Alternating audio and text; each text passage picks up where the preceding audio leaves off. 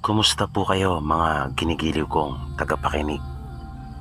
Muli po ay narito tayo para sa isa na namang kwento ng kababalagan. At tulad po ng dati ay hangad ko pong lagi na sana'y abutan po kayo ng pagtatanghal na ito na nasa mabuti pong kalagayan, ligtas sa anumang uri ng kapamakan at karamdaman.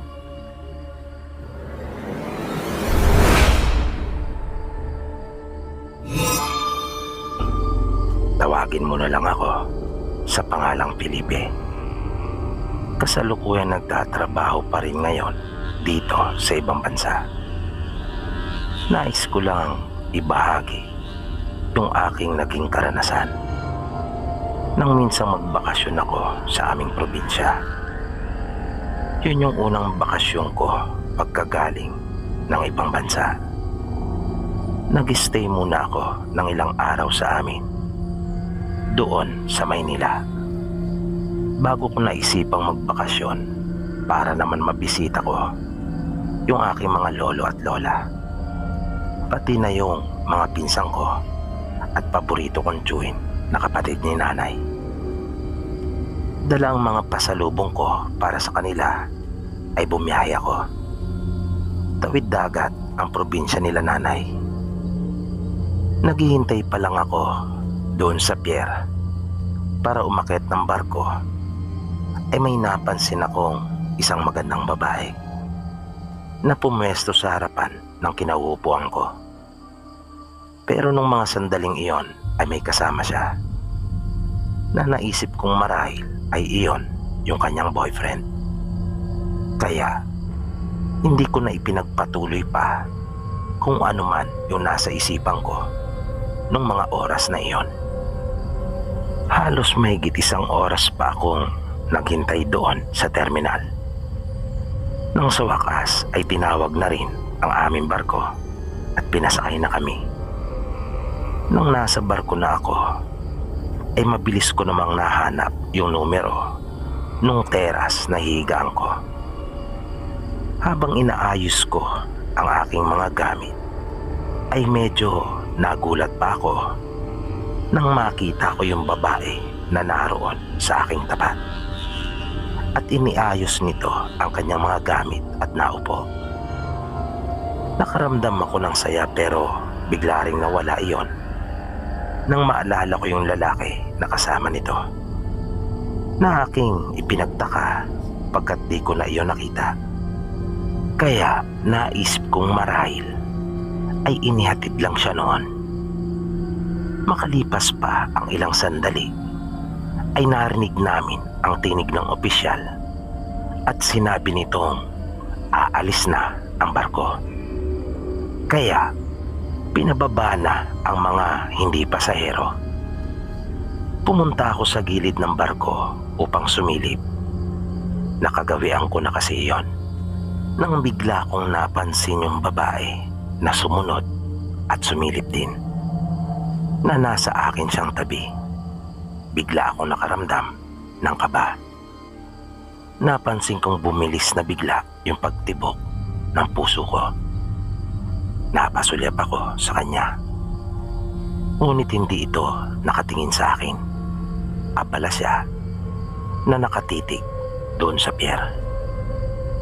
Nang nakaalis na ng tuluyan ang barko ay bumalik na ako sa aking pwesto. At ilang sandali lang ay nagbalik na rin yung babae na halos magkasunod lang kami. Pag-upo niya, nang mapasulyap ako sa kanya ay nagtama yung aming mga tingin. Ngumiti siya kaya gumanti din ako ng ngiti. Hanggang sa unang pagkakataon ay narinig ko yung boses niya. Ang ganda ng kanyang tinig. Tinanong niya ako kung taga saan. Magalang naman akong tumugon at ibinalik ang tanong sa kanya na sumagot naman ito. Nagpakilala ako sa kanya. Tinanggap naman niya yung kamay ko at sinabi din niya yung kanyang pangalan. Lisel ang pagpapakilala niya sa akin. Magkaharap kaming nag-uusap. Nang bigla niya akong sinabihan na tumabi na raw ako sa kanya dahil sa marami ang nagdaraan sa aming pagitan, kung kaya naiistorbo yung aming ginagawang pag-uusap. Medyo ikinatuwa ko naman iyon dahil sa makakatabi ko siya. Hinanap ko yung lalaking kasama niya. Sabi niya sa akin ay kuya niya iyon at magkasama sila sa trabaho. Napilitan umano siyang umuwi dahil sa pinapauwi siya ng kanilang ina. Niyaya ko si Lisel sa kantin sa ibaba at matapos makabili ng inumin at pagkain ay umakyat naman kami sa itaas ng barko.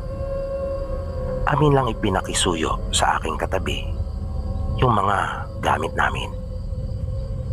Masarap pumeso doon sa itaas ng barko. Napakalakas ng hangin at napakalamig. Halos wala kaming tulog ni Lisel. Panay ang kwentuhan namin at para iyong walang katapusan. Mabilis kaming nagkapalagayan ng loob. Masarap din kasi siyang kausap. At alam kong ganun din ang nararamdaman niya sa akin. Hanggang sa makaramdam ako ng lungkot nang marinig na namin ang malakas na pagbusina ng barko at sinabi ng opisyal na kami ay dadaong na. Pero hindi ko ipinalata iyon kay Lisel. Ayoko namang mag-isip siya sa akin ng kung ano-ano. Pero bigla ko siyang narinig na hinihingi yung number ko. Kaya akin namang ibinigay at humingi din ako ng kanyang numero. Sinabi niya sa akin na mag-text daw kami at magkita naman minsan.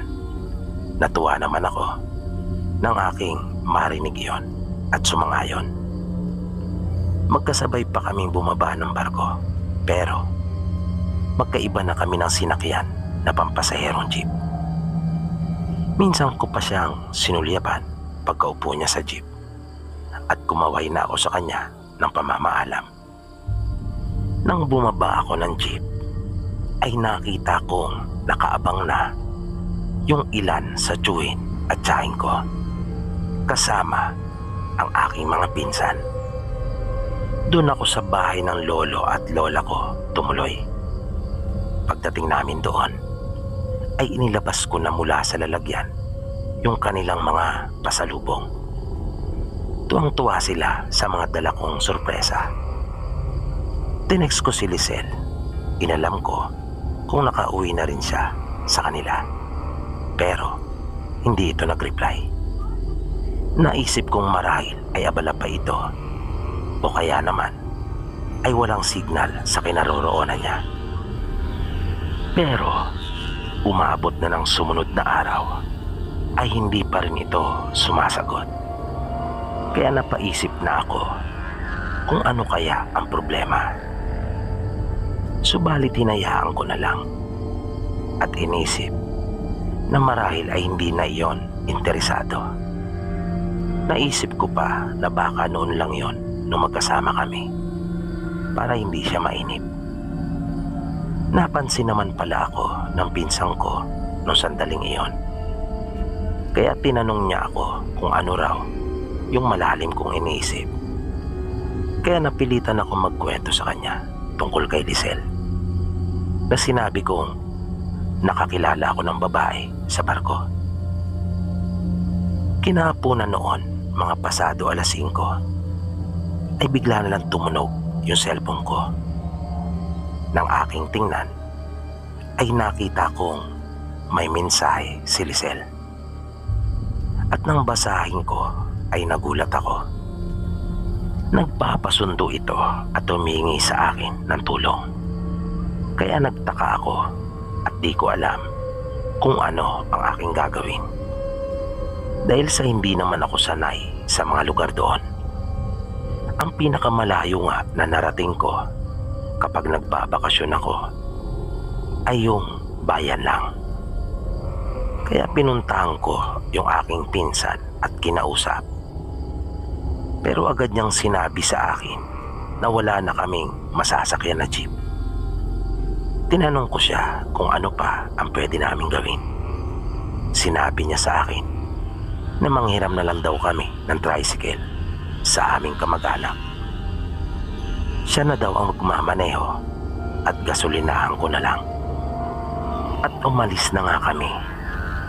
Pinuntahan namin yung tricycle at ipinahiram naman iyon sa amin. Pinabasa ko sa aking pinsan yung mga mensahe ni Lisel at alam niya yung lugar na puntahan. Yun nga lang ay malayong talaga. Nang naroon na kami sa sinasabing lugar ni Lisel, ay ipinarada lang ng pinsang ko sa gilid ng kalsada yung aming sinakyan. At nilakad namin ang 100 na medyo paakyat. Hindi iyon sementado at maraming puno sa magkabilang gilid.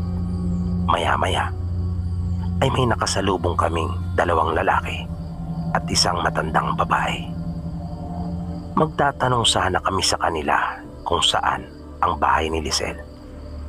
Pero naunahan nila kami at tinanong kung meron ba raw kaming nakasalubong na 1 babae. Na nang kanilang ilarawan iyon ay nalaman kong si Lisel pala ang kanilang tinutukoy. Kaya kinutuban ako at hindi na kami nagtanong pa sa kanila. Sinabi na lang namin na wala kaming nakita at kararating lang. Nang makalampas na sila sa amin, ay bigla nila kaming nilingon, sabay tinanong kung taga saan at saan din umano ang aming punta. Mabilis na gumana ang isip ko at sinabing naghahanap lang ng mapupwestuhan dahil sa inabutan ako ng pananakit ng tiyan na simenyasan ko ang aking pinsan sa pamamagitan ng tingin. Kaya lumihis na kami ng daan at nagkunyaring dudumi. Nang mapansin naming bumalik na ang mga naghahanap kay Lisel, ay nagmamadali na kaming bumalik sa daan at tinungo ang tricycle. Ngunit laking gulat namin ng pinsang ko nang bigla na lang may malaking aso na dumamba sa amin. Buti na lang at nagawa naming makaiwas na nagtatakbo na kami pabalik sa kinaroroonan ng tricycle. Nakapagtatakang naroon ang matanda ng akin iyong lingunin na masama itong nakatitig sa amin. At kasama pa rin ito yung 1 lalaki. Pero natatandaan naming 2 lalaki ang nakita namin kanina. Kaya kinilabutan kami ng pinsang ko dahil sa naisip naming marahil ay siya yung aso at nagpalit anyo lang. Tumakbo kaming mabilis pabalik sa tricycle, habol ang aming mga hininga. Pagdating namin doon ay nagulat ako nang makita kong naroon na si Lisel sa loob. At mugto ang mga mata nito at takot na takot. Sinabi niya sa aming bilisan na raw at paandarin na ang tricycle. Mabilis naman tumalima ang pinsang ko. Kanyang pinaharurot ang tricycle palayo doon. Na bago kami makalayong tuluyan, ay narinig pa namin ang malakas na tinig na tinawag ang pangalan ni Lisel. Lalo namang pinilisan ng pinsang ko yung kanyang pagpapaandar sa sasakyan. Nang makarating kami sa bahay, ay nagulat ang mga taong naroon kung sino at bakit mayroon kaming kasamang babae. Ipinakilala ko si Lisel sa aking mga kaanak. Nung nagpapahinga na kami, ay nalaman ko mula kay Lisel na may lahi pala silang aswang. At yung isa sa mga lalaki ay ang nakatakda niyang mapangasawa na hindi pa umano malayong kamag-anak. Third cousin niya ito na mula din sa angkan ng mga aswang. At kaya pala siya pinauwi ng kanyang ina ay upang isagawa na ang seremonya. at isalin na rin ang pagiging aswang nito sa kanya. Ramdam ko ang takot sa tinig ni Lisel habang ikinukwento niyang lahat sa akin. Sinabi niyang tutol sila ng kanyang kuya na nasa Maynila sa mga gawain ng kanilang ina. Kinupkup po namin si Lisel hanggang sa sabay na kaming nagpa-Maynila.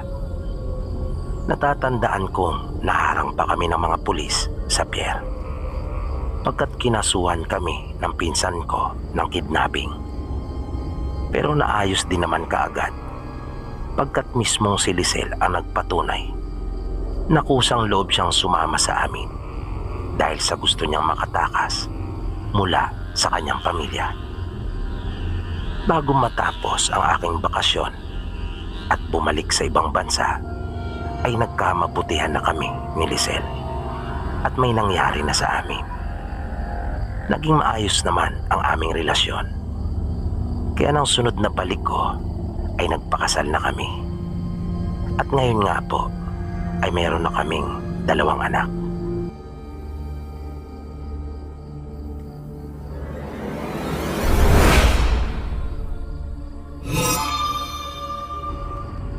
Ipinadala ng isa po nating masugid na tagapakinig. Natatawagin nating si Emong. Ayon sa kanya, maraming mga kababalagan ang nangyayari sa kanilang probinsya. At kahit noon pa man ay bukang bibig na ng mga tao ang katagang aswang. Ilan na sa kanilang mga kababaryo noon ang namatay nang itinuturong dahilan ng kanilang pagpanaw ay kagagawan di umano ng aswang. Ang una niyang naging karanasan sa mga ito ay nang minsang dumalo sila sa isang okasyon sa katabi nilang baryo. Bali paligo iyon ng kanyang tiyahin dahil sa pagkakasilang nito sa bago nilang sanggol. Doon kasi sa kanila noon ay pinagdiriwang yung unang paligo nung nanganak matapos na makapagsilang, kung saan ay nagkakaroon ng handaan. Maayos naman at masaya ang naging handaan. Ngunit nung pauwi na sila ay doon na naganap yung unang karanasan ni Emong sa mga sinasabing aswang. Kasalukuyan nilang binabaybay yung daan pauwi sa kanila. Inabutan na sila noon ng gabi.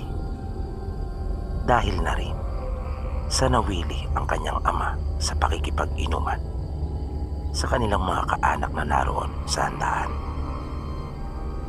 Ang edad ni Emong nung mga panahong iyon ay 12 anyos pa lamang. 2 na lang silang naglalakad ng ama, pagkat yung nanay at 2 kapatid niya ay nauna na. Pinaiwan siya upang may makasama ang ama sa pag-uwi. Medyo may tama na ang kanyang ama, bunga ng nainom nito. Pero maayos pa namang nakapaglalakad. Nang malapit na sila sa bakod na alambre, ay bigla silang may natanaw sa di kalayuan. Nakakita sila ng tao na nakayuko iyon ng bagya, na parang mayroong pinagkakabalahan habang patuloy na naglalakad. Naisip nilang mag-ama na marahil ay kakilala nila iyon, kaya nagpatuloy lang sila. Pero nang kanila na iyong makakasalubong ay nagulat sila pareho dahil napansin nila na duguan ito. Nagkalat ang mga dugo sa kanyang damit, kaya napahinto silang sandali. Napahawak na rin kaagad ang tatay ni Emong na si Mang Andoy sa kanyang itak na nasa bewang. Nang makalapit pa ito ng kaunti sa kanila, ay doon pa lang naging malinaw kay Mang Andoy kung ano ito.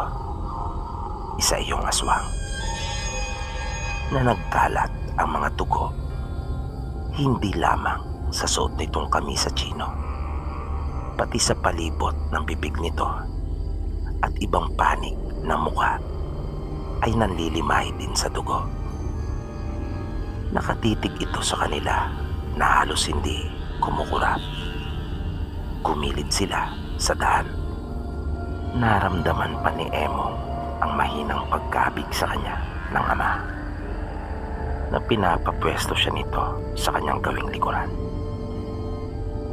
Dahan-dahang naglakad yung aswang na patuloy pa ring nakatingin sa kanila. Yung sandaling tagpo na iyon, paglalarawan ni Emong, ay parang walang katapusan. At sa pakiramdam niya ay parang napakatagal. Hindi sila kumilos. Nanatili lamang silang nakatayo sa gilid na nakikiramdam. Gayon din yung aswang. Patuloy lang ito naglalakad ng marahan habang nakatitig sa kanila. Kakaiba ang mata nung nilalang. Puro itim at wala kang makikita na anumang puti. Basang-basa ang katawan nito na animoy sisiw na kalalabas lamang mula sa itlog. Nakakatakot din ang mahaba nitong mga kuko na parang naninigas pa ang kanyang mga daliri na tila laging handang mangalmot.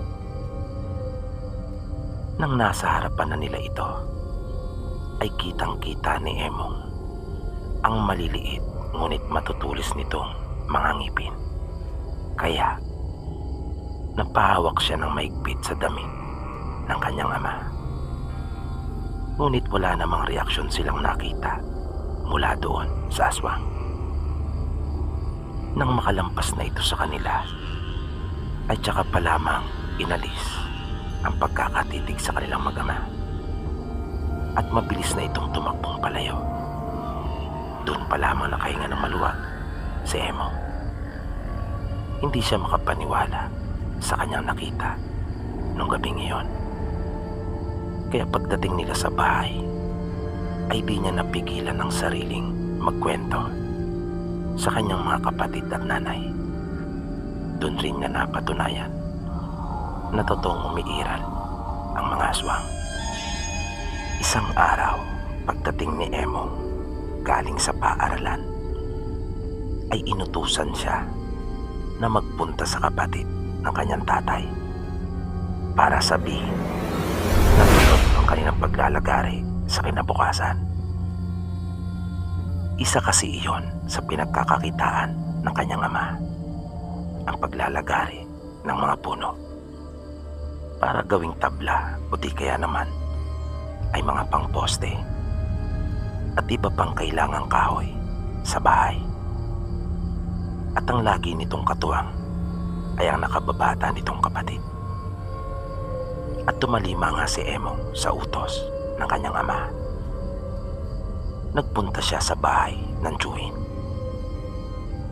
Naipabot naman niya ang mensaheng nais parating ng kanyang tatay. Pero nung pauwi na siya, ay nakarinig ng huni ng aswang. Kaya kinabahan siya. Parang gusto niyang bumalik sa bahay ng kanyang tiyuhin. Pero pilit na lang niyang pinaglabanan iyon. Ngunit nang minsan pa yung humuni, ay hindi na niya talaga kinaya. Dahil pakiramdam niya ay malapit lang iyon sa kanya. Parang nasa gilid lang iyon ng daan. Kaya napahinto siya at pipihit na sana pabalik sa bahay ng kanyang tiyuhin. Naisip niyang bahala na kung magtaka ang mga magulang niya kung bakit hindi siya nakauwi. At nang tatalikod na siya, ay hindi niya napigilang ilawan yung puno. Nang marinig niyang uli ang huni noon, at laking gulat niya nang makita ang aswang na nakadapo doon sa sanga. Buto pa dito at mayroong bakbak. Pulang-pula ang mga mata na naglalaway. Kaya tumakbo siya ng matulin habang sumisigaw at humihingi ng tulong. Buti na lang at naging maagat din yung kanyang tiyuhin, na nang malapit na siya sa bahay nila, nang marinig nito ang kanyang mga pagsigaw at paghingi ng tulong, ay agad ding kumilos at sinalubong siya. Kanyang sinabi sa tiyuhin yung kanyang nakita at nakiusap na kung maaari pa raw siyang doon na muna sa kanila matulog. Pumayag naman ito at pinakain na siya ng hapunan. Matapos makakain, habang nagpapahinga, ay narinig niya ang boses ng kanyang tatay. Natuwa naman si Emong. Pagbukas nila ng pinto ay nakita niyang kasama din ito ang nakababata niyang kapatid. Nag-alala umano ito sa kanya, kaya naisipan na nitong sundan siya. Sinabi naman ni Emo ang dahilan kung bakit hindi siya nakabalik. Kinabukasan, nang nasa bahay na sila Emo, ay nabalitaan nila mula sa kumpare ng kanyang tatay na dumayo ng tuba na meron umanong inatake ang aswang doon sa kabilang baryo. Grabe umano ang sinapit nito, pero nagawang makaligtas sa tulong ng kanyang sanggot. Ito yung patalim na ginagamit ng mga manunggete o yung gumagawa ng tuba. Ang hugis nito ay pakurba at napakatalim. Ayon sa biktima, may pakpak umano yung aswang na tumali sa kanya. Kaya hindi maiwasang hindi sumabat ni Emo sa usapan ng kanyang ninong at tatay. Sinabi niya na iyon din umano yung uri ng aswang na nakita niya noong nagdaang gabi. Lumipas ang mga taon. Nung si Emo ay 19 anyos na, ay minsan pa siyang nakaranas na makakita ng aswang. Nung mga panahong ito ay madalas na siyang hindi umuwi sa kanila dahil sa trabaho. Minsan nung naroon siya sa karatig bayan at nakikiani, ay naisipan nilang tumagay ng gin habang nagpapahinga sa kubong pansamantala nilang tinutuluyan ng kanyang kaibigan. Gabi na noon at naisipan nilang libangin ang sarili sa pamamagitan ng pag-inom. Nang sinisimulan na nila yung pangalawang bote, ay bigla na lamang may narinig silang tumawag mula sa labas na hindi maaaring magkamali silang magkaibigan. Boses iyon ng tatay ni Emong na si Mang Andoy. Kaya nagulat pa silang magkaibigan at napatingin sa isa't isa dahil sa pagtataka kung ano ang ginagawa ni Mang Andoy doon. Kaya mabilis silang napatayo at binuksan ni Emong ang pintuan ng kubo. Pero mas lalong ipinagtaka nila nung wala silang makitang naroon at nakarinig sila ng kalabog sa kanilang likuran. Paglingon nila ay napatakbo na silang bigla na hindi na dumaan pa sa hagdan. Tinalon na lang nila kapwa iyon dahil sa sobrang takot. Nakita kasi nila ang isang aswang na naroon na sa loob, takam na naglalaway, na nakabuhagag ang buhok, na animoy alambre sa tigas na nagtatayuan, at pailing-iling pa na nanlilisik ang mga mata. Hindi sila tumigil sa pagtakbo, na nang sila ay huminto, ay naroon na sila sa bahay na nagpapatrabaho, na hindi malaman ang reaksyon ng may-ari nang sila ay makita. hindi nito alam kung maawa pa sa kanila o matatawa. Dahil sa halos mata na lamang ang nakikita sa kanilang dalawa. Hindi na kasi nila nagawang maiwasan pa ang maputik na daan dahil sa pagmamadali at sa sobrang pagkataranta at bunga na rin marahil ng matinding takot ay nagkandara pa sila sa pagtakbo. Makalayo lamang doon sa kubo kung saan naroon yung aswang. Ngayon po ay dito na ako nagtatrabaho at naninirahan sa Maynila. Pero hindi ko pa rin makakalimutan yung aking mga naging karanasan pagdating sa aswang. Kaya hindi ko maiwasang hindi ibahagi sa mga umpukan, lalo na kapag nagiinuman. Minsan kasi ay napakadali talaga para sa atin ang magsabi ng hindi totoo, lalo pa kung hindi naman natin naranasan.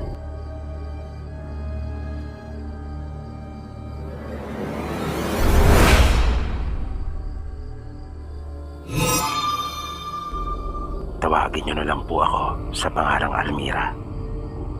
Isa din po ako sa masugid niyong tagapakinig. Nais ko lang pong ibahagi yung aking naging karanasan nung minsang magbakasyon po kami sa probinsya nila Papa. Sa kanilang magkakapatid kasi, tanging si Papa lang ang nakapagpamaynila. Siya rin ang nag-iisang nakatapos ng pag-aaral. Ang mga kapatid niya kasi ay walang hilig sa kanilang mga pag-aaral, na mas gusto pa nilang gugulin yung kanilang panahon sa pagtatrabaho sa bukid kasama ng kanilang mga magulang. Dahil sa pagsusumikap ni Papa ay nakatapos nga siya at nagkaroon ng magandang trabaho, kung saan naman niya nakilala si Mama. Yun yung unang pagkakataon na makakapagbakasyon kami doon sa kanila. Kung kaya naman, excited talaga ako. Ako pa lang ang nag-iisang anak nila noon. Ang edad ko noong mga pagkakataong iyon ay magsasampung taong gulang. Pagdating namin doon ay halos hindi matapos-tapos yung kanilang kamustahan. At ramdam na ramdam namin nila Mama ang saya sa kanila. Naramdaman kong nangapal yung aking pisngi sa walang humpay nilang kakapisil, sabay tanong kung ako na raw ba si Almira. Naroon ang lahat ng kapatid ni Papa na sumundo sa amin sa may kalsada. May ilan din ako mga pinsang naroon. Niyakap din ako ng mahigpit ni Lola at tinagkan. Wala na ang tatay noon ni Papa, namatay na. Natatandaan kong 1 taon bago kami nagbakasyon ay umuwi mag-isa si Papa nung namatay si Lolo. Medyo may kalayuan yung bahay nila Lola mula sa kalsada. Nang marating namin ang bahay nila ay humanga ako sa ganda ng kanilang lugar. Maraming mga puno at halaman. Nagkaroon pa nga noon ng kaunting handaan bilang pagdiriwang sa aming pagdating. Habang kumakain kami ay kanilang napagkasunduan na maliligo sa dagat sa sunod na araw, na ikinatuwa ko naman nang marinig ko iyon. At nang sumunod na araw ay maaga nga akong ginising ni Mama. Nakita kong nag-aasikaso na silang lahat. Nakita ko rin yung mga dadali namin na nakahilera na. At di nga nagtagal ay umalis na kami. Maganda yung lugar na aming pinuntahan, pero mahaba yung aming nilakad. Noong mga panahong iyon kasi bibihira pa lamang ang mga sasakyan na bumabiyahe doon. At talagang may kahirapan ng buhay. Kabilang ang probinsya nila Papa sa mga mahihirap na probinsya sa Pilipinas nung mga pagkakataon na iyon. Pero pagdating naman sa mga pagkain ay sagana ang mga tao doon dahil sa marami silang mga pananim na kahit nga bundok doon ay nakita kong may tanim na mga palay at mani. Minsan naman ay mga kamuting kahoy ang nadadaanan naming nakatanim sa mga gilid ng burol at bundok. Tuwang-tuwa ako na naligo sa dagat. Masayang masaya kaming lahat. Pero hindi namin alam na mayroon palang naghihintay na kababalagang mangyayari sa amin. At iyon ay nagsimula nung makakita ako ng isang napakagandang maliit na kabibe sa gilid ng dagat, doon sa mabatong bahagi. Kakaiba iyon na nagtataglay ito ng iba't ibang kulay kapag nasisinaga ng araw. Noon pa lamang ako nakakita noon. Sa tuwa ko ay akin iyong ibinulsa.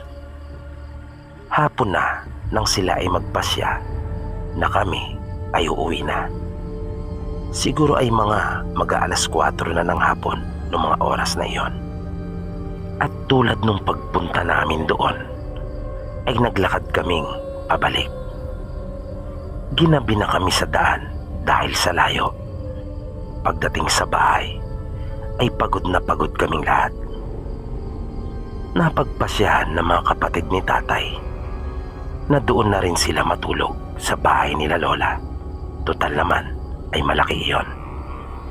Dahil sa pagod na rin sila. At nagkayayaan muli sila papa na mag-inuman ng kanyang mga kapatid. Ako naman kasama ng iba ko pang mga pinsan ay naroon at naupo sa may balkonahe na nagkukwentuhan. Ang bigla ko na lamang maramdaman na nag-init ang bukong katawan ng napakainit at bigla akong gininaw na nanginginig ang bukong katawan, kaya nagsigawan ang mga pinsang ko sa takot at pagkabigla. Tumatakbong naglapitan sila papa sa akin, kasama na si mama at ng mga kaanak namin. Panay ang tanong nila sa akin kung ano ang nangyari, pero hindi ako makapagsalita. At nakita ko ang isang bruha na nakalutang sa tapat ng balkonahe. Nakasuot ito ng kulay itim na damit at may hawak na tungkod. Galit na galit itong nakatitig sa akin. Nakakatakot ang kanyang itsura. Naririnig ko sila papa na pilit nila akong pinapakalma. Pero nakapagtatakang hindi nila nakikita yung babae. Hanggang sa nawalan na ako ng malay. Pero sabi ni mama, nang mawalan ako ng ulirat habang hawak-hawak nila ako, ay bigla na lamang daw akong gumalaw at lumutang. Na nakalaylay ang aking mga kamay at paa. Kaya nahintakutan sila at hindi alam kung ano ang kanilang gagawin. Kanila daw akong mahigpit na kinapitan. Na naramdaman nila yung malakas na puwersa na siyang nag-aangat sa akin. Lahat umano ng mga kapatid ni papa kasama na ng kani-kanilang mga asawa ay kinapitan din ako at pilit na inaalis sa pagkakalutang. Ngunit hindi daw nila makaya. Pero hindi sila tumigil at nung huli ay kanila akong naihiga sa katre. Nang naroon na ako sa silid at nakahiga, ay bigla naman daw akong naupo na tuwid ang aking katawan at nagsalita sa malaking tinig.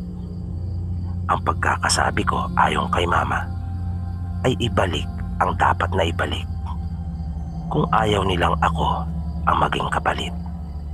dahil doon ay nalaman na nila na ako ay sinasapian. Pero pala isipan sa kanila kung ano yung sinasabing dapat na ibalik.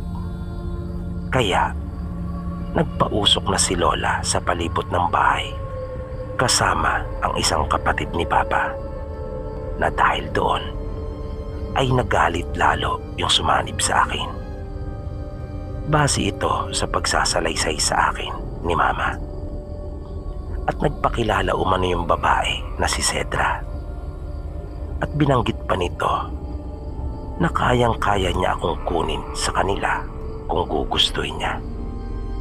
At pinatunayan nga nito sa pamamagitan ng pagpunit ng aking mga balat sa mukha, na naiyak ng todo si Mama at nagalit naman si Papa.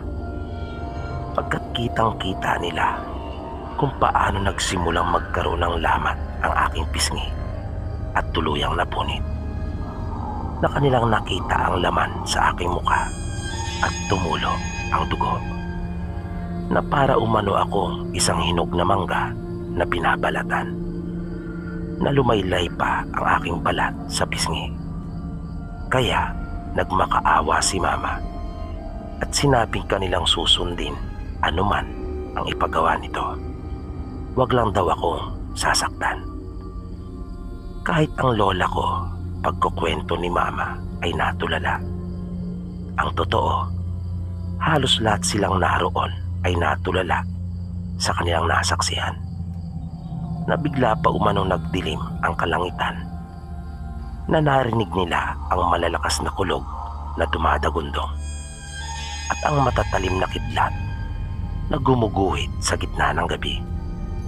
Pero ni isang patak naman na ulan ay walang bumagsak. At nakarinig din sila ng malalakas na tunog ng iba't ibang uri ng hayop na nagtatakbuhan sa palibot ng bahay. Pero wala naman silang nakita ni isa.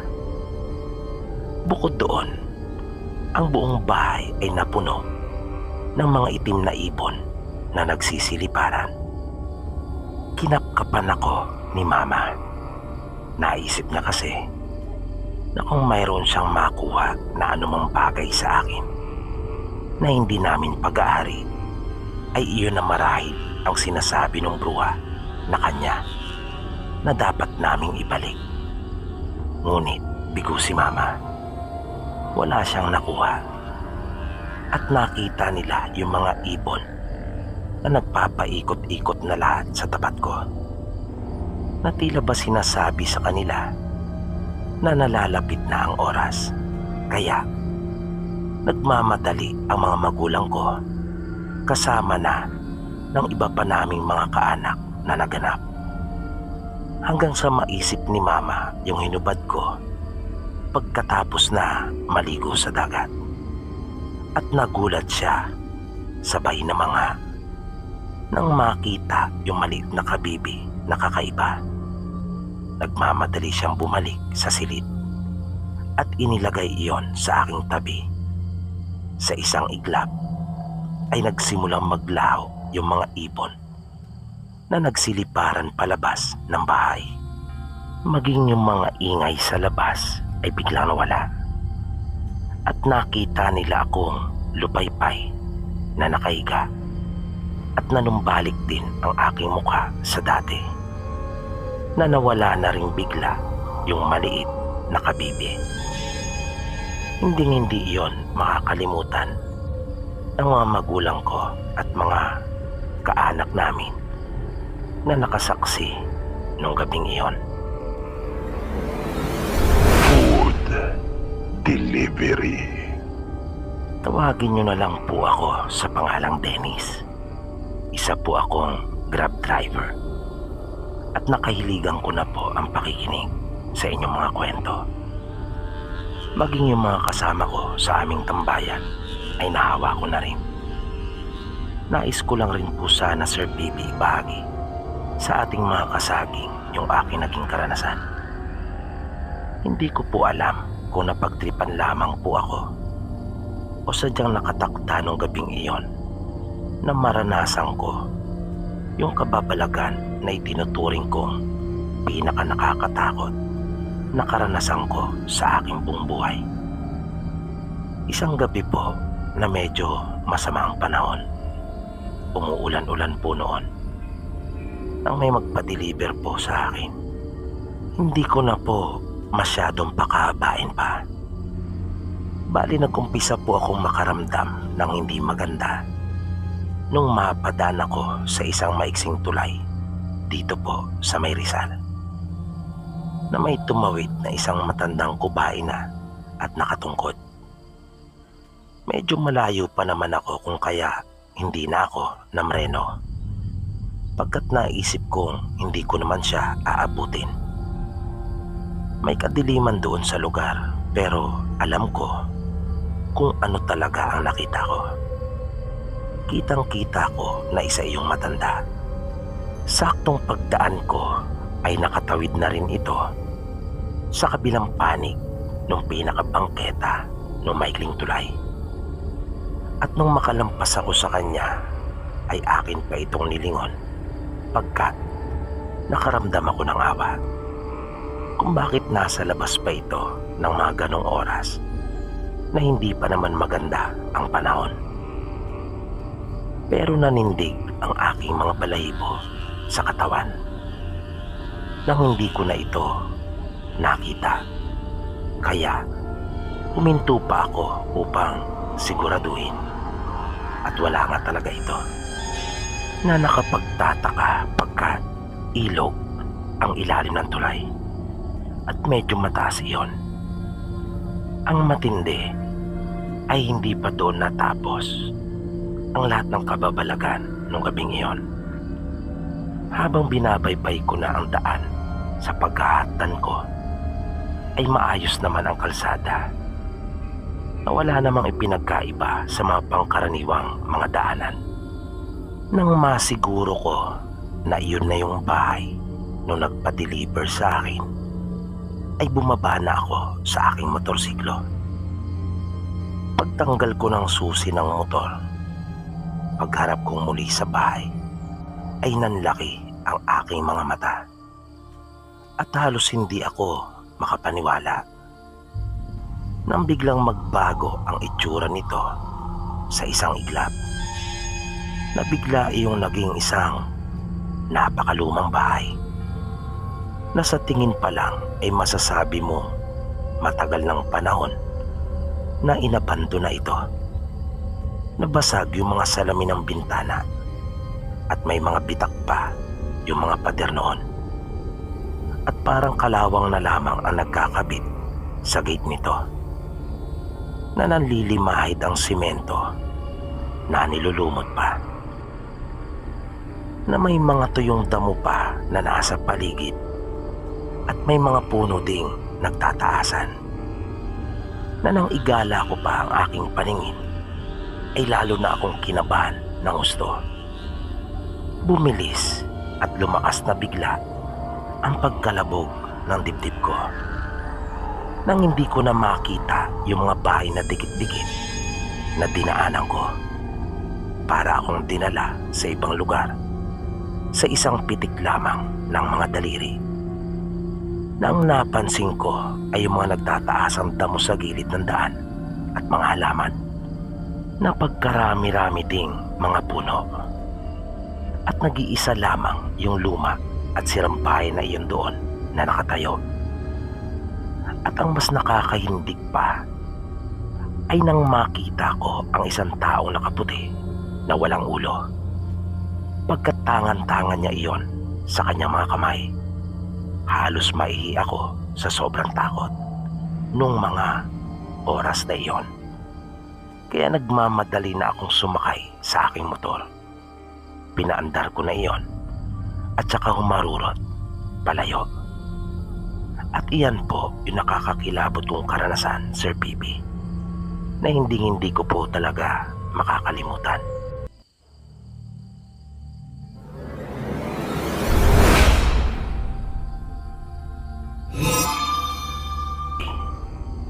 Tawagin niyo na lang po ako sa pangalang Edwin. Nais ko lang pong ibahagi yung kwento ng lolo ko sa akin na si Lolo Mario.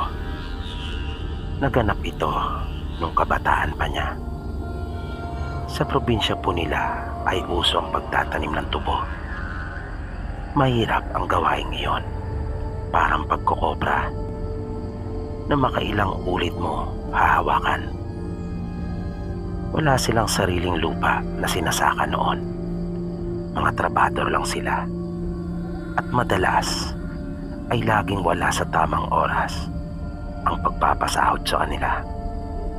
Kaya panay lang ang kanilang bale.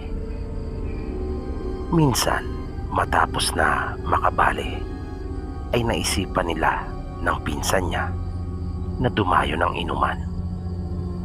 Kanilang pinuntahan ang isa nilang kaibigan. Pero dumaan muna sila sa tindahan at bumili ng may inom at sigarilyo.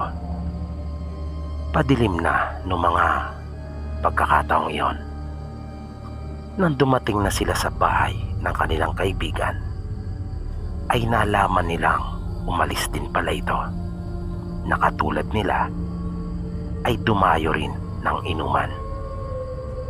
Kaya kanila na lamang niyaya yung tatay nito na si Mang Tirso. At dahil sa manginginom din, ay natuwa ito. Nakinatayan pa sila ng manok. Nang nasa kalagitnaan na sila ng kanilang inuman, ay biglang may malakas na kalabog silang narinig sa itaas na bahagi ng bahay. Na napalingon talaga pareho sila Mario at ng kanyang pinsan.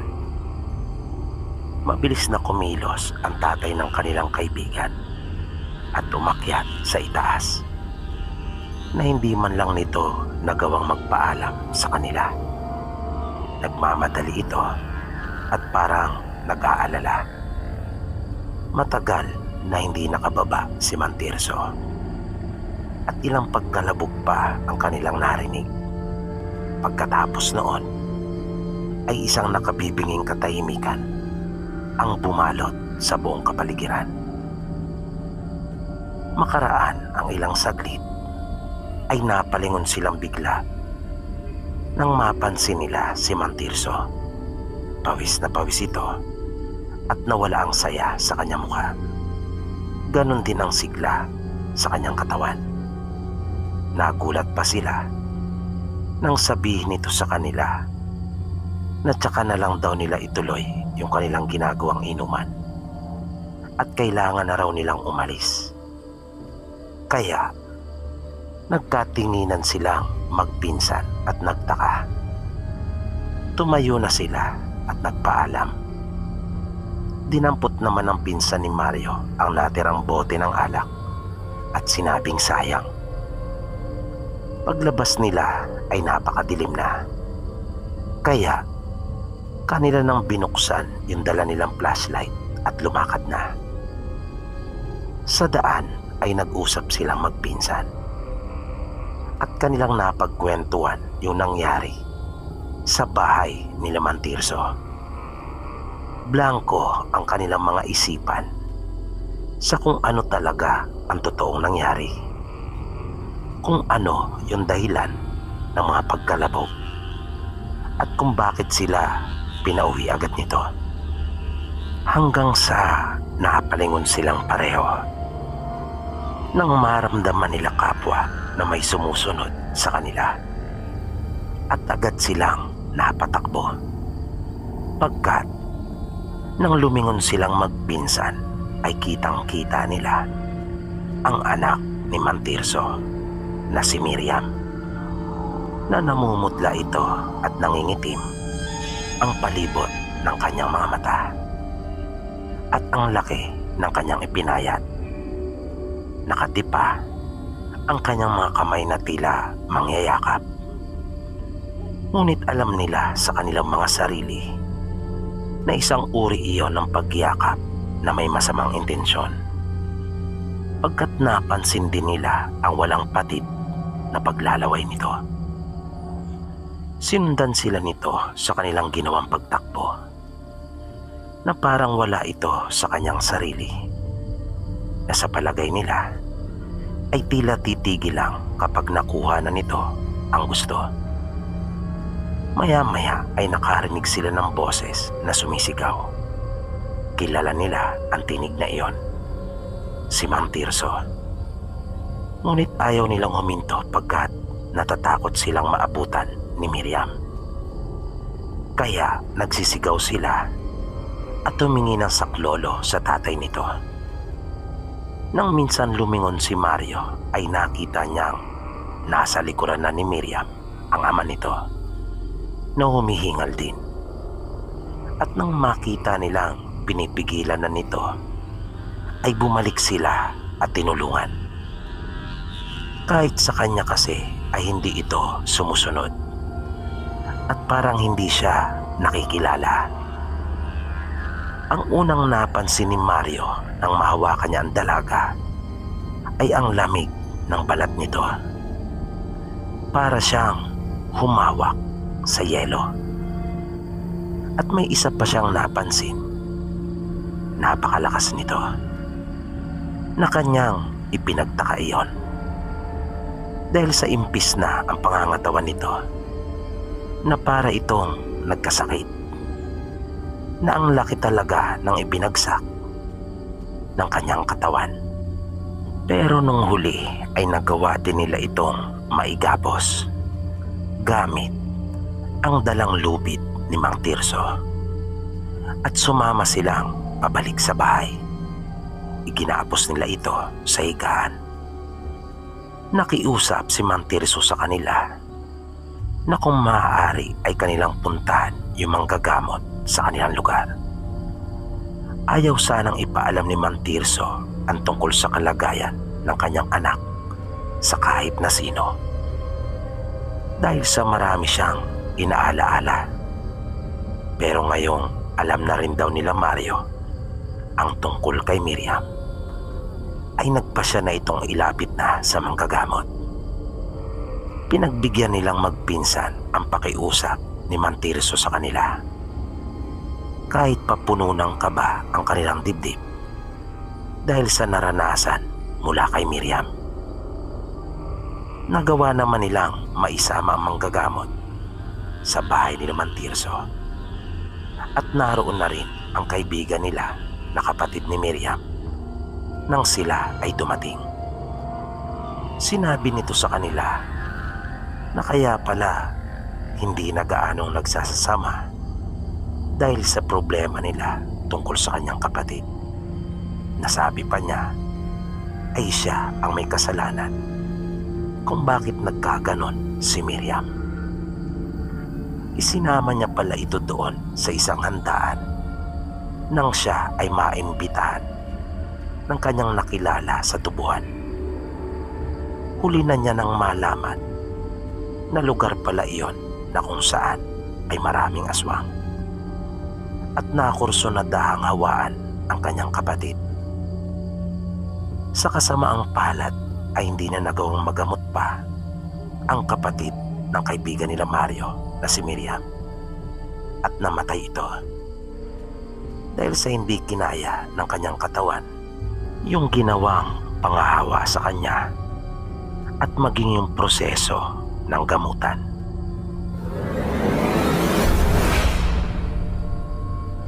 Magandang gabi po sa iyo, Sir Bibi. Tawagin niyo na lang po ako sa pangalang Mino. Sarili ko po itong karanasan at totoong nangyari.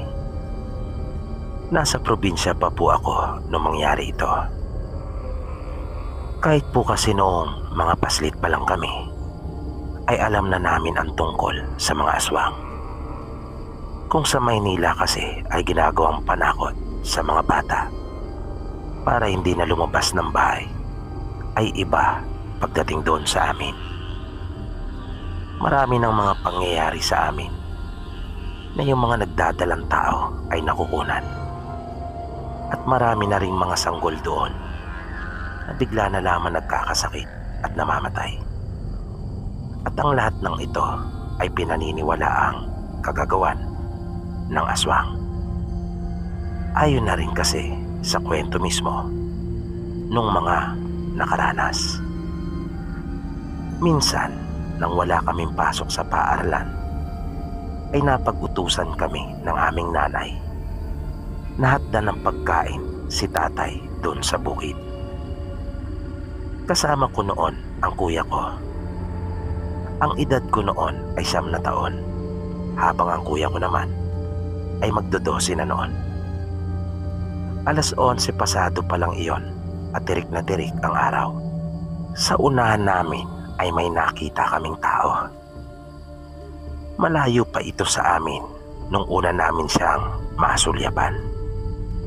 Pero nakapagtatakang sa isang iglap ay mabilis siyang nagpapalipat-lipat ng pwesto, na hindi nga nagtagal ay halos nasa harapan na namin at makakasalubong na. Kilala namin yung matanda na iyon. Iyon ay si Aling Ingkay. At naririnig namin ang usap-usapan na iyon ay isang aswang. Kaya, nang malaman namin na siya pala iyon, ay tumakbo na kaming mabilis ni Kuya. Ang sumunod na naranasan ko ay nang manood naman kami ng nakababata kong kapatid ng beta. Nakawilihan kasi namin ang panonood noon sa baybay. Lalo na at wala namang kaming telebisyon sa bahay noon, pagkat wala pa kaming kuryente. At dahil sa marami kaming magkakapatid, kung kaya naka-schedule ang aming panonood, nagtatabi kami ng pera sa aming mga baon upang makapanood. Nang papauwi na kami ng kapatid ko, ay bigla na lang kaming nakarinig ng huni ng isang aswang. Na di nagtagal ay tunog naman ang isang tao na para bang humihingal, na nakapagdulot talaga iyon ng matinding takot sa amin ng aking kapatid. Kaya napatakbo na kaming dalawa ng todo, na nang mapalingon ako ay nakita ko na naman yung matanda, si Aling Ingkay, na lumabas mula doon sa gilid ng daan. Isang gabi, habang kumakain kami, ay biglang humuni yung aswang. Nagalit si Kuya at kanyang sinigawan iyon. Ang nakababata kong kapatid naman ay kumuha ng 2 bakal at kanyang ikiniskis iyon, na lumika ng nakakangilong tunog. Narinig naman naming lalong nagalit yung aswang. Kami lang 3 noon ang nasa bahay.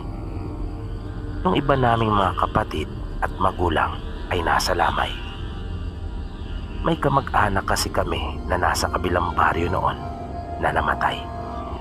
Habang abala silang dalawa, ay tinakbo ko naman ang mga bintana at pinto. Sinigurado kong nakasarang mabuti ang lahat ng iyon. Habang patuloy sila sa kanilang ginagawa, ay aking sinaway yung nakababatang kapatid, na kanya nang itigil yung ginagawa na pagkiskis sa mga bakal, dahil sa di ko na gusto yung pakiramdam noon. Pero sinabihan ito ni Kuya na ipagpatuloy lang, na bigla na lang naging mas agresibo ang aswang. Galit na ito at kinakalampag yung aming bubungan. Maya-maya ay nakarinig kami ng boses na tumatawag sa labas. At nang silipin iyon ni Kuya ay nakita niya si Aling Ingkay. At sinasabi nitong papasukin daw namin siya. Lalo kaming natakot na magkakapatid. Mabilis na tinakbo ni Kuya yung itak. Sinabihan niya ito na umalis na at iwan na kami. Ngunit mapilit ito at sinabing may aswang umano sa aming bubong. Na ang pakiramdaman namin iyon ay totoo nga at nasa bubong pa rin iyon. Na naisip naming hindi nga siya yon. Pero Nagdalawang isip pa rin kami. Dahil baka nilalansilang kami nung matanda. Pero nang sunod na silipin ito ni Kuya ay may hawak na itong bagakay na kanyang dinampot sa gilid ng aming bahay. At kanyang itinataboy yung aswang. Nakaramdam kami ng awa sa matanda. Kaya binuksan namin yung pinto at pinaghanda kami ni Kuya. Napag-usapan namin na magtutulong-tulong kami kung sakali man. Pagpasok niya ay agad niyang tinungo yung isang silid, pagkat naroon daw banda yung aswang. At kanya iyong tinusok ng hawak ng bagakay. Narinig namin na nasaktan yung aswang. Kanya iyong tinamaan. Nanaramdaman namin na bigla iyong tumalon mula sa aming bubong at dumapo sa isang puno. Nalalo iyong napahiyaw. Nakakakilabot ang ginawa nitong pagsigaw. Nanindig ang mga balahibo ko talaga sa katawan nang aking marinig iyon. At nakita kong nagmamadaling lumabas si Aling Ingkay. Sumunod naman kami at nakita namin ang aming lola na nasa itaas ng puno ng sintores at halos hindi ito makagalaw. Naingat na ingat siya at nakita namin na maraming tinik ang nakatusok sa iba't ibang bahagi ng katawan nito. Di kami makapaniwala na magkakapatid na ang pinaghihinalaan pa naming ibang tao na aswang ay siya pa palang tutulong sa amin para iligtas kami mula sa kaanak namin na siya palang tunay na aswang. Nagmakaawa ito sa amin at kay Aling Ingkay na tulungang makaalis mula roon. Naawa naman kami kaya aming pinagbigyan ang pakiusap nito. Pero simula noon ay hindi na kami lumapit pa sa nanay ng aming ina. Mas naging malapit pa nga nung huli yung loob namin kay Lola Ingkay na may mga kakayan pala talagang nalalaman na mapagbiro, pero hindi naman pala talaga siya isang aswang. Ipinagtapat naman sa amin ni nanay na hindi niya minana ang pagiging aswang ng kanyang ina. Kaya wala kaming dapat na alalahanin.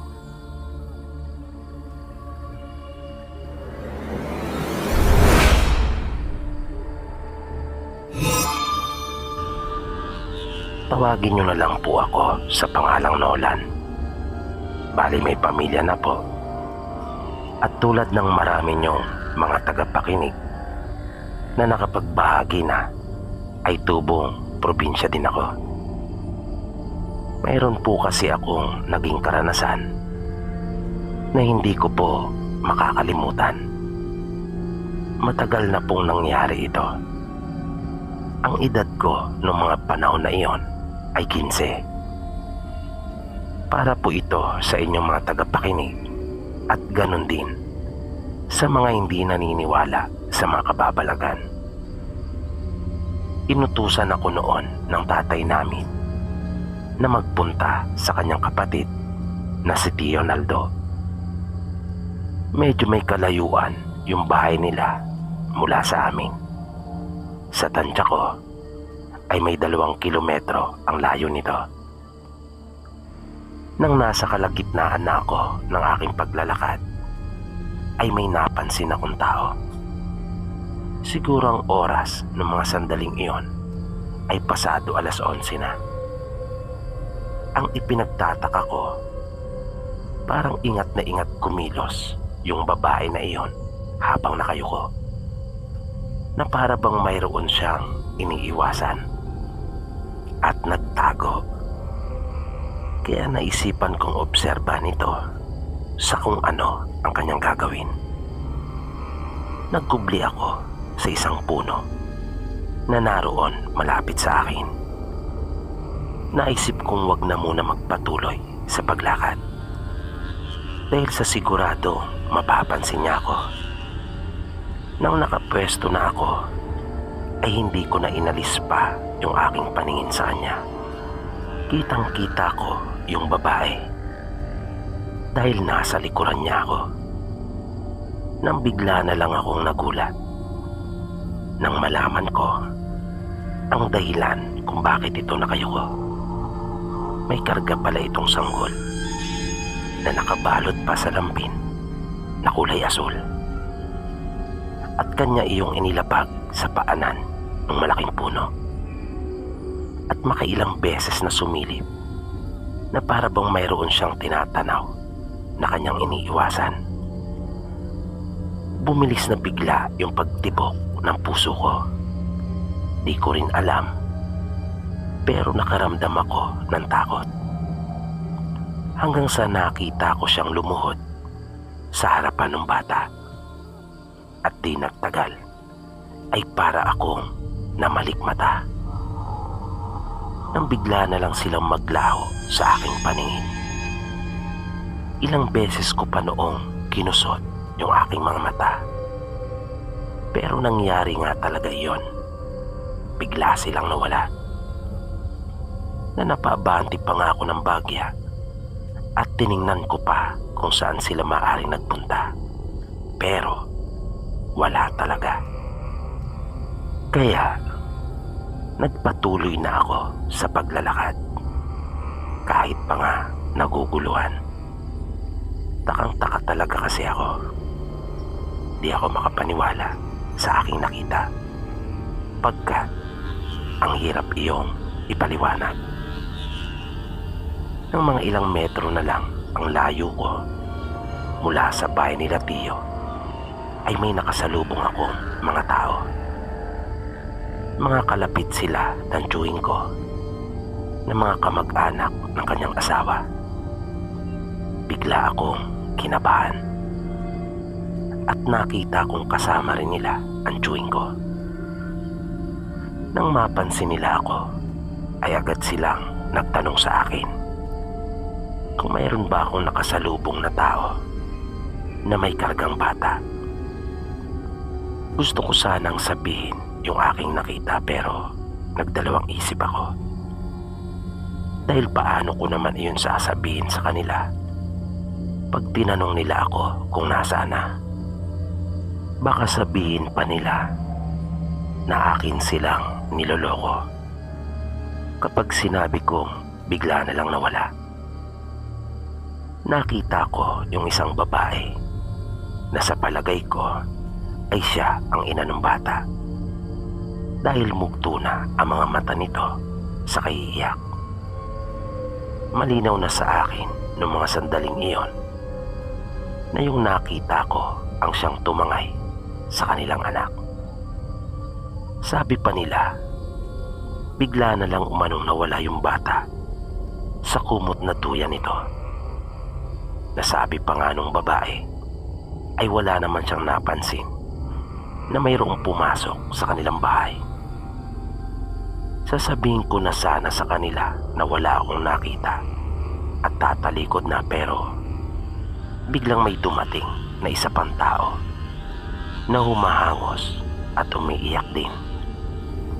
Nang nasa harapan na namin siya ay panandalian itong nagpahinga at hinabol na muna ang kanyang paghinga. Nang makabuelo na ito ay bigla niyang sinabi sa mag-asawa na naroon na raw ang kanilang anak pero hindi na humihinga. Naguluhan ako sa sinabing iyon ng batang lalaki. Naisip ko na kung iyon yung anak nila na sinasabing naroon sa kanilang bahay at patay na, ay hindi iyon yung bata na nakita kong karga-karga ng babae. Nang biglang sumagi sa isip ko na magtanong, tinanong ko sila kung ano ang kulay nung lampin ng bata. Nagtatakang nagtanong pa yung lalaki sa akin at halos sabay pa silang sumagot na mag-asawa ng asul. Nang marinig ko iyon ay talagang kinilabutan akong bigla. Sinabi ko sa kanila na may nakita akong isang babae na may kargang bata na ang lampin ay kulay asul.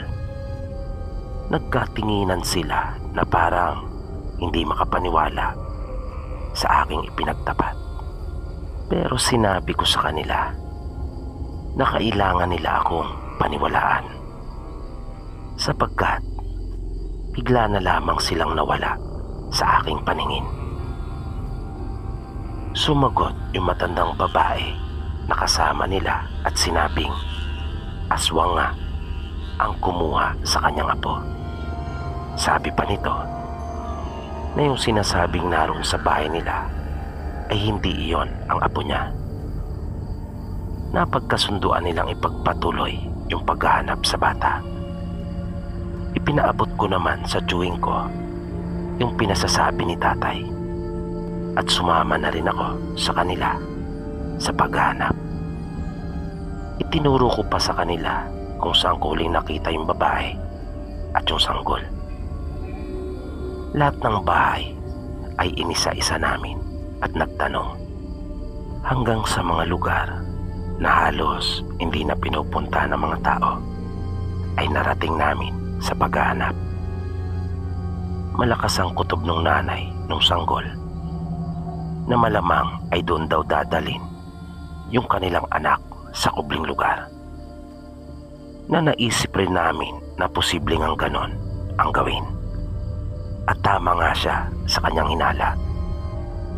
Nang makakita kami ng isang maliit na kubo at halos nasa pusod na ito ng kagubatan, na nagtaka kaming lahat na mayroon din palang naninirahan sa bahaging iyon dahil hindi po talaga iyon pinupuntahan na ng mga tao.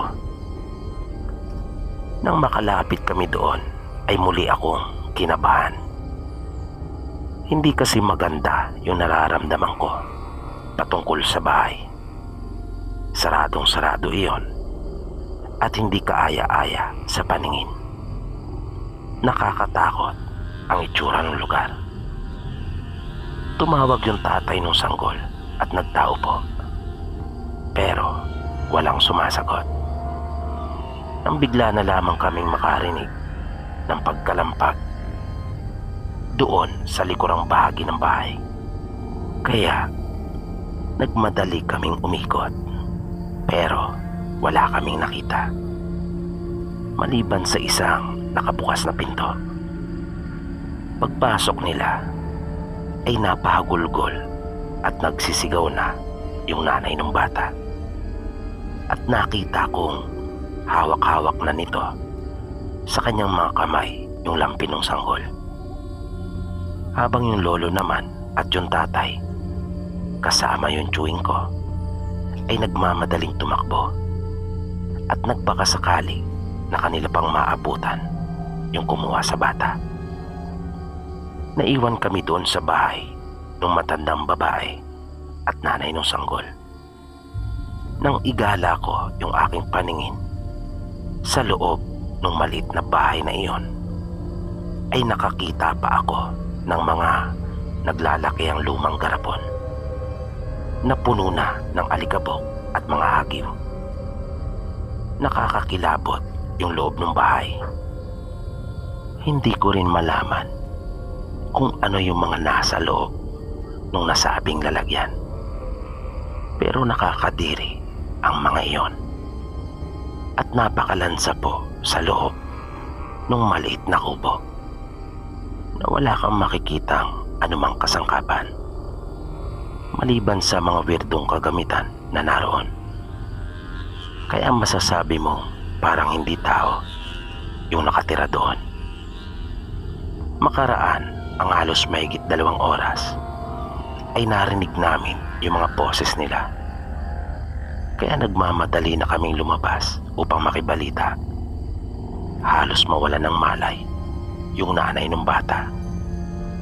Nang malamang hindi na nila naabutan yung kumuha, naglupasay ito sa lupa na nag-iiyak Talagang mararamdaman mo yung sakit na pinagdaraanan niya bilang ina.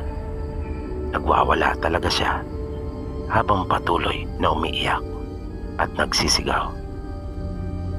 Nang makauwi na ako sa amin, ay nagtaka naman ang tatay ko kung bakit daw ang tagal kong nakabalik. Kaya aking ikinuwento ang lahat ng nangyari. Nagpasya si tatay na pumunta sa bahay ng mag-asawa at kanya akong isinama. Pagdating namin doon ay naabutan namin silang abala na gumagawa ng kabaong para sa bata na natagpo ang patay sa kanilang bahay. Nagkaroon pa nga ng mga diskusyon sa mga taong hindi naniniwala. Sinabi ng mga ito na tanggapin na lang umano yung pagkawala ng bata. Ang paniniwala kasi nila ay iyon talaga yung bata na anak ng mag-asawa. Pero sinabi namin na meron talagang kumuha dito. Naamin pa nga nakita yung lampin doon sa isang kubo sa gubat. At ikinuwento ko rin na nakita ko yung babae na kumuha dito. Pero ayaw talaga nilang maniwala at ipinagpipilitan yung kanila. Kaya nung mayari na yung kabaong ng bata sa inis ng mag-asawa, ay kanilang itinani yon sa bintana. Tulad ng payo ng isang manggagamot na taga roon sa aming lugar. Na nagtaka pa sila kung bakit napakabigat naman ng bata. Gayong ilang buwan pa lamang ito. At nagulat kaming lahat nang makita namin ang kapiraso ng puno ng saging na nasa loob nung ginawa nilang ataol. At dahil sa pangyayaring iyon ay napatunayan namin na kinuha nga ang kanilang anak. At ang sabi ng halos ng lahat na naroon na mga matatanda ay aswang ang kumuha sa sanggol. At dito po nagtatapos ang kwentong itinampok natin para sa araw na ito.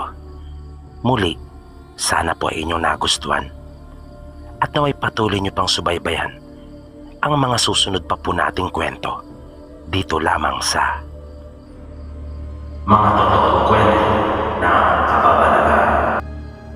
Maraming salamat po at hanggang sa muli.